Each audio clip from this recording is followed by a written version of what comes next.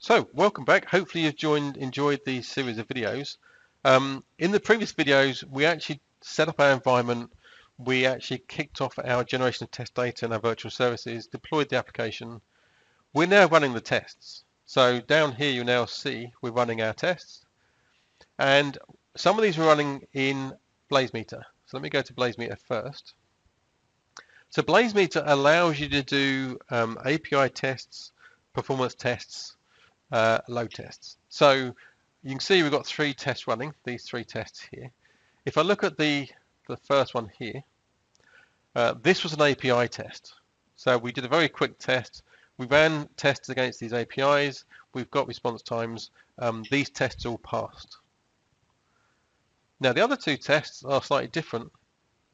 So one is using JMeter to do a UI test, and the other one is actually testing our mainframe.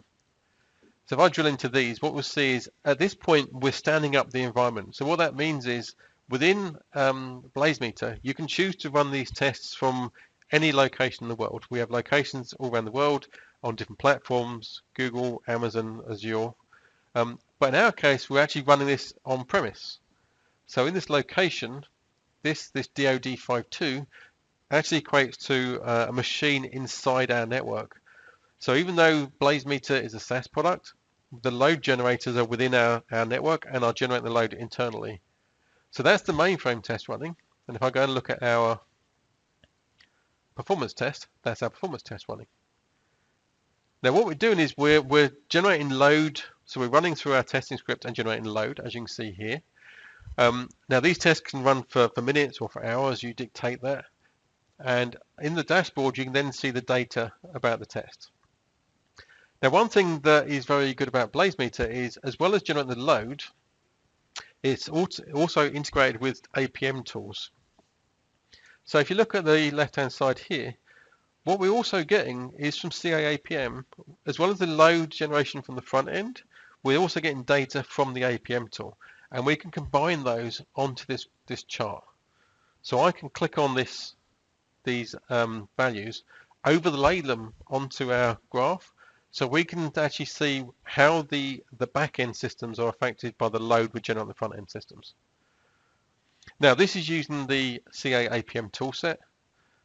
We also are integrated with many third-party tools. So if I go and look at the test itself, here's our test that we've got. Now, in my case, I'm just saying a single user. That could be as many as you want. That's the location. On the left-hand side here, you can see that we integrate with Dynatrace, AppDynamics, New Relic, as well as CA.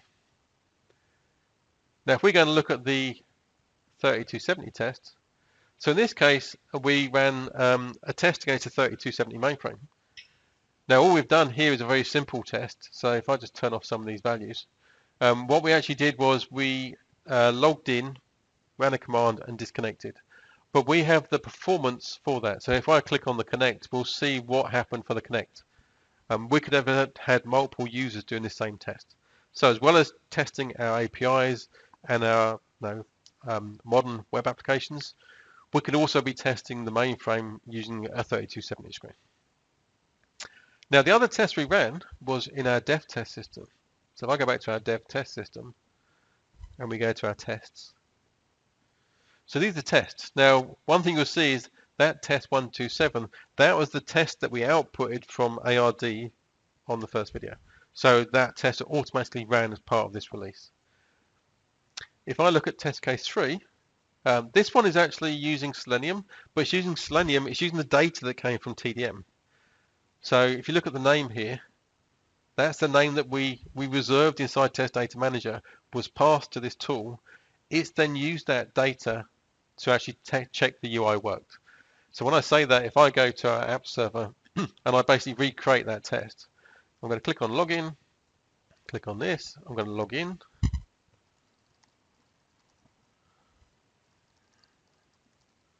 Like so. Now when I go into this patient data, like we did earlier, it's all new because basically we've regenerated these patients. The first one is the one that we actually did for the test.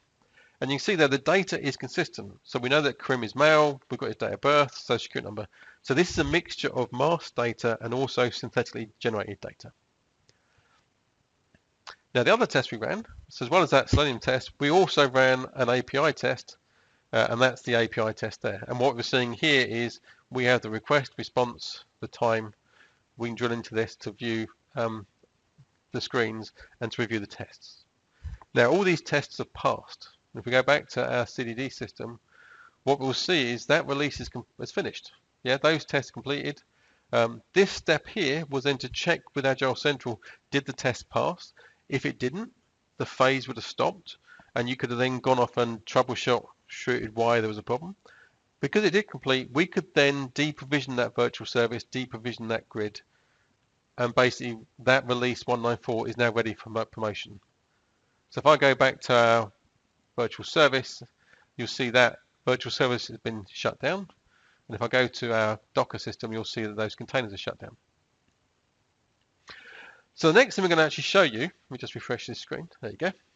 So the next thing is actually show you how we use these test case results. So join me in the next video where we'll show you that. Thank you.